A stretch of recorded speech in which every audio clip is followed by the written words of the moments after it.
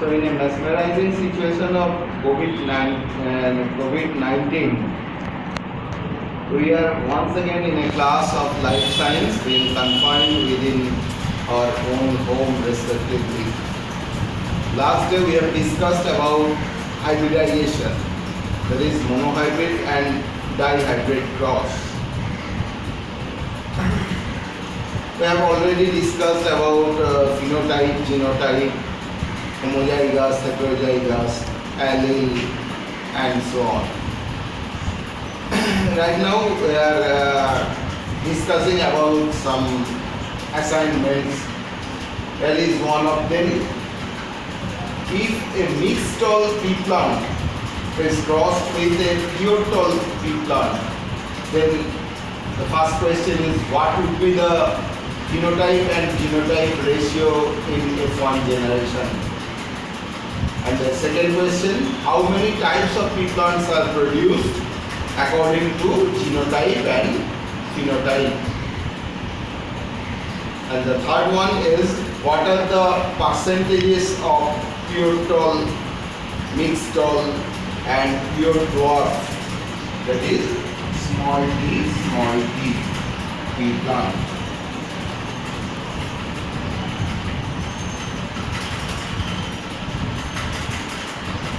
In F1 generation. So we have to do the crossing in between a mixed tall and a pure tall pea plant. And as we have already seen that when a crossing is done, the contrasting characters or the genes present on the same locus of homologous chromosome get separated and gametes are formed instantly. Likewise, from this heterozygous pea plant, two gametes are formed. One is bearing the capital T gene, another one small t. And from this, the gametes produced will be of same quality, that is bearing the capital T only. So, if the crossing is done between these two gametes or the fertilization occurs, then the plant produced will be capital T, capital T. Then, if this one gets fused together, that will produce capital T, small t. So, the first question was, what would be the phenotype and genotype ratio? The phenotype, as we know, is the external character shown by the pea plants. So here the pea plant will be pure tall and this one is mixed tall. Nonetheless, both are tall. So what would be the phenotype ratio? The phenotype ratio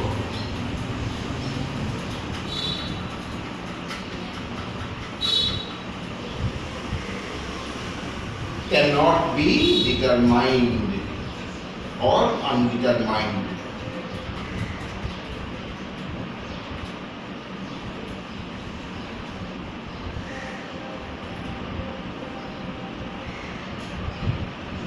Because both are tall. And what will be the genotype ratio? The genotype ratio is done taking the genotypic character of the pea plant. So this one is pure tall and this one is mixed tall. And incidentally, in between these two, one is pure tall and one is mixed tall. So the genotype ratio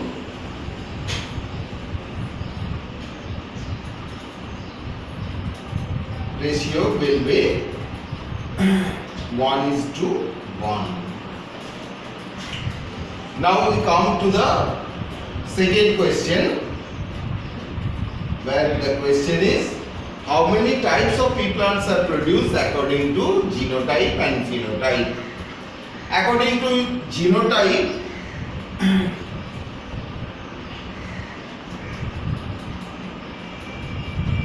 two types of plants are produced. But according to phenotype, as all are tall, one type of plant is produced.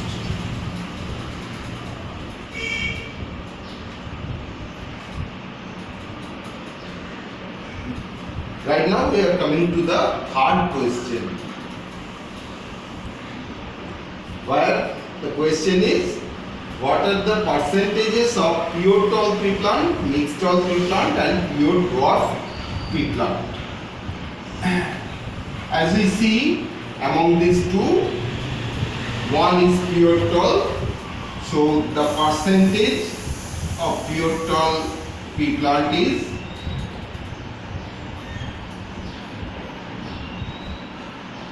50%. The percentage of mixed tall tree plant is also 50%.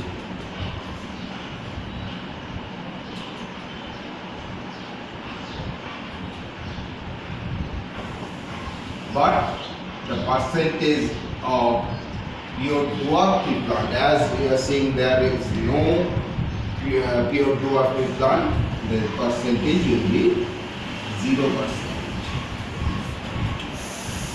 So these are the answers we derive from this crossing. Right now, another question may be given for the second assignment.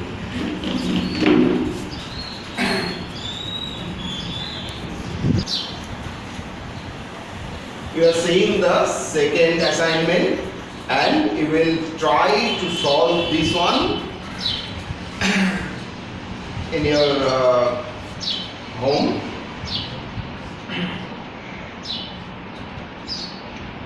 And the third one of the assignment is, if we cross in between two mixed tall tree plants and the questions are the same.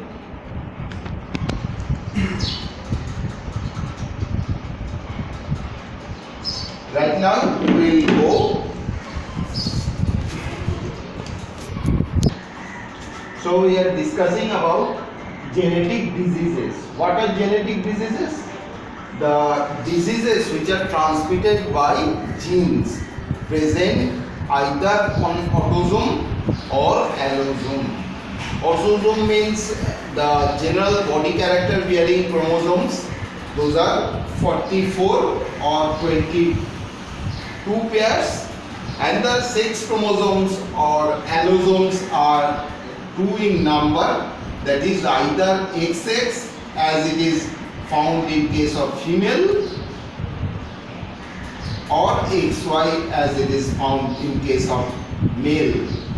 So incidentally, both color blindness and hemophilia are X chromosome bearing recessive character, as it is written down on the board. Unless these genes are present on both the chromosomes or X chromosomes, that will not be expressed. But in case of male, as they are hemizygous, hemi means half, only one X chromosome and one Y chromosome present. So as we have said, that these genes of these diseases are present only on X chromosome and male are hemizygous. When the single gene is present for responsible either for color blindness or hemophilia would be expressed in case of male. As we are seeing in case of this, C plus is the normal gene, it is not expressed and the male is totally normal. But in case of this, as there is one Y chromosome and the gene responsible for color blindness is present on X chromosome, that is expressed despite the hemizygosity of the male, and the person is color blind incidentally. In case of hemophilia also, we are seeing the same thing as it is found in color blindness. So, capital H is the normal gene. As both are capital H, this female is totally normal. This one is carrier. She is not showing the symptoms of hemophilia, but anyhow it can transmit, or she can transmit the disease into their offsprings. But as she is hemizygous and bearing the single gene among the homologous chromosome pairs. And in the next cases, this one is totally normal, as capital H is the normal gene, and as this one is bearing small h, this person or the male is hemophilic in character. So we are seeing the genotypes of the male and female in both cases of color blindness and hemophilia. Right now the assignment is that if a carrier female marries a color blind male, if a carrier female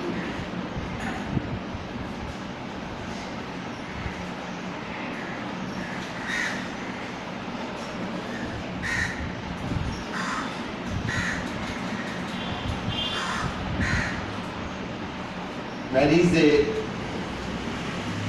color blind male, then what would be the chance of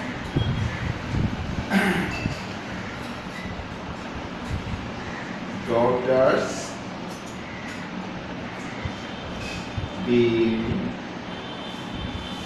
affected by color blindness?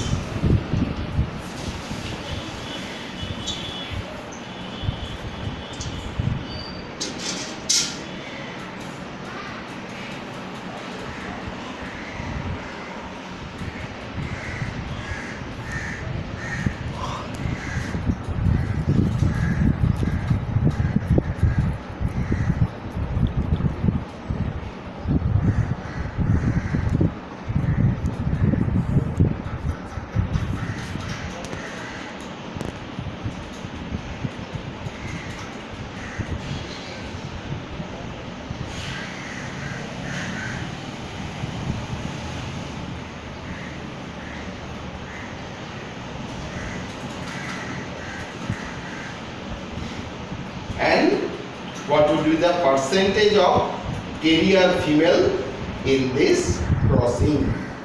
So these are the problems you can try yourself.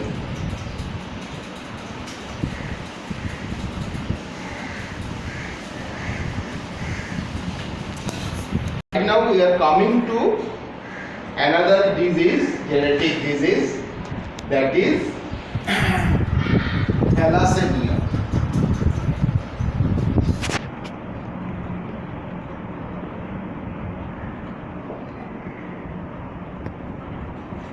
What is thalassemia? It is the problem of production of hemoglobin which is present within the RBC of all vertebrates, particularly in man. As we know, hemoglobin is the pigment which helps in the transmission of or the transport of oxygen and CO2. It carries oxygen from environment to each and every living cell, and it releases the CO2 after carrying it up to the lungs, and during this carriage it helps to combine with hemoglobin to produce carbaminohemoglobin for transmission. And incidentally, we have to know that thalassemia is a disease which is related to the malformation of RBC. Here, the RBC, either the RBC or the hemoglobin is not properly produced. We have to know that hemoglobin has got 4 peptide chains.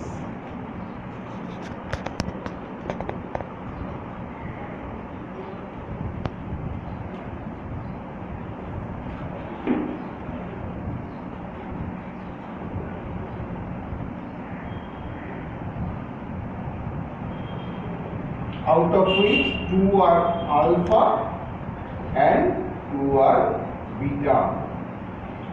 The alpha chain is produced by the 16th chromosome present in our body, 16th pair of chromosomes.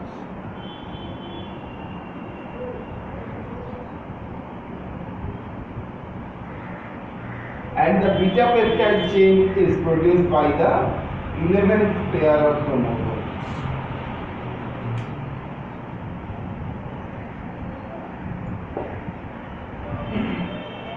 So, there could be the malformation due to genetic problem, and the alpha and beta peptides are not properly produced. Accordingly, the thalassemia are of 2 types. That is initially the alpha thalassemia,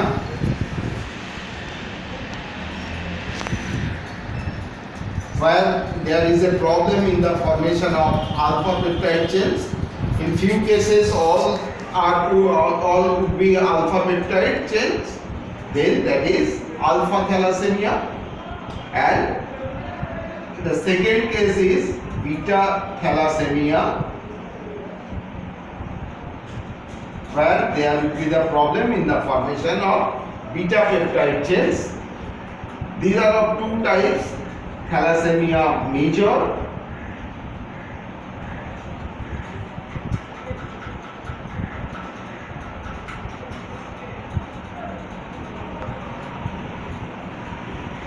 and thalassemia minor.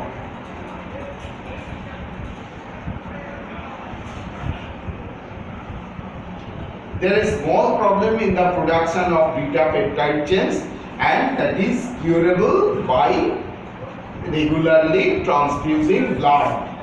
Thalassemia major is slightly deadly due to genetic problem. The beta peptide chains are not produced, and that may cause even death. What are the symptoms of thalassemia? Incidentally, thalassemia is known as Mediterranean anemia because it was first found in the Mediterranean region. The common symptoms of thalassemia is weakness because of the malformation of hemoglobin and the alpha and peptide chains of hemoglobin. Due to malformation of hemoglobin, sufficient oxygen intake doesn't occur. That's why the patient often suffers from suffocation. After playing or doing heavy work for a few times, that patient feels very weak or dizzy due to lack of oxygen. Sometimes due to accumulation of iron in liver, spleen, etc. Either hepatomegaly, the enlargement of the liver, which is known as the hepatic organ also, or the splenomegaly, that is the enlargement of the spleen occurs. Accumulation of iron occurs, which causes few problems in the body of the patient. So these are the common features of thalassemia. Right now we may come to the crossing in case of thalassemia. Thalassemia, in case of thalassemia, like the monohybrid cross in case of plant, is expressed capital T, capital T. This is the normal man. This is the genotype of the normal male or female both. As it is autosomal character, so the sex is not determined by this expression.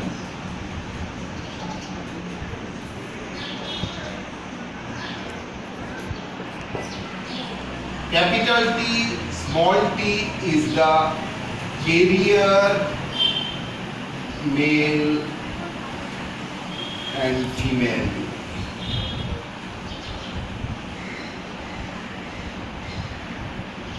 Small t is the thalassemic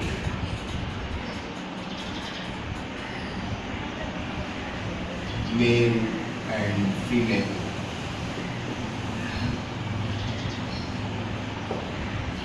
So, if a carrier male marries a carrier female, so the genotypic pattern is both TT, capital T, small t in both the cases, in both male and female counterpart.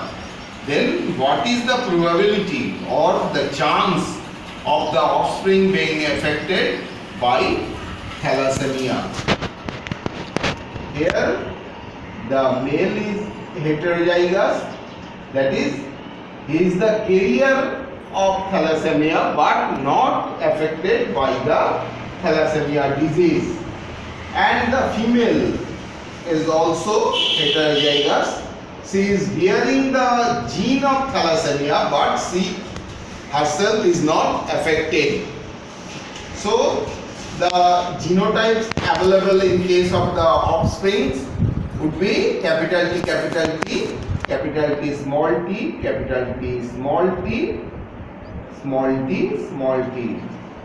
Clearly, the capital T is the normal. Here the sex is not mentioned.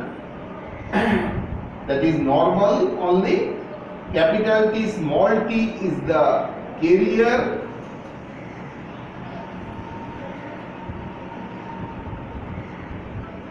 But small t is the person, either male or female, being affected by thalassemia.